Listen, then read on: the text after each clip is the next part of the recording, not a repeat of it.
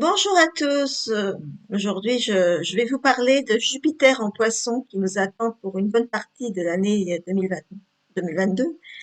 Même si là, on est encore en 2021, mais on peut quand même déjà se projeter un petit peu dans l'avenir et voir un petit peu quel climat social, quel climat on peut vivre aussi par soi-même, un peu pour l'année qui va venir.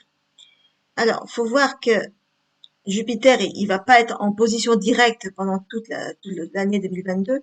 Il va osciller entre des périodes où il va être en position directe et puis aussi une courte période où il va être en position rétrograde. Une position directe où la planète peut donner le meilleur d'elle-même et puis la position rétrograde où c'est un peu freiné, on va dire, l'énergie de la planète, elle est un peu bloquée momentanément, mais des fois aussi pour quelque chose de positif qui nécessite une réflexion, une concentration dans quelque chose qui peut aussi se libérer par la suite.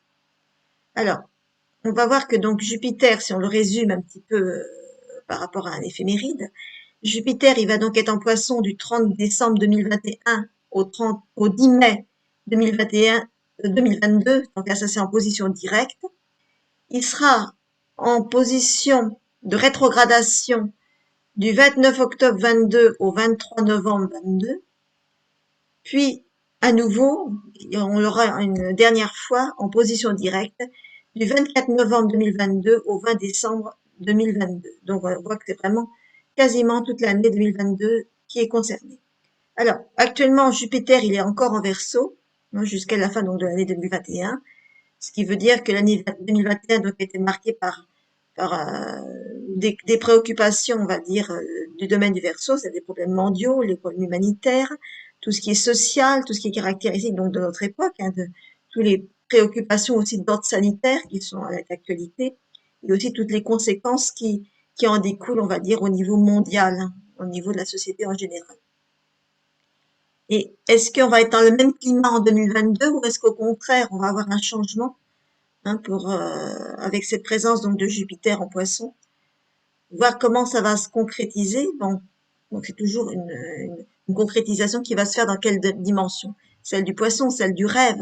Donc après des moments ou des années difficiles, on a besoin à nouveau de se réfugier dans le rêve, l'évasion, de revivre toute la richesse de son imagination, de son besoin de rêver, de croire en une foi, une philosophie auquel on peut adhérer, de faire face à des difficultés à travers une transcendance qui puisse nous permettre de nous retrouver.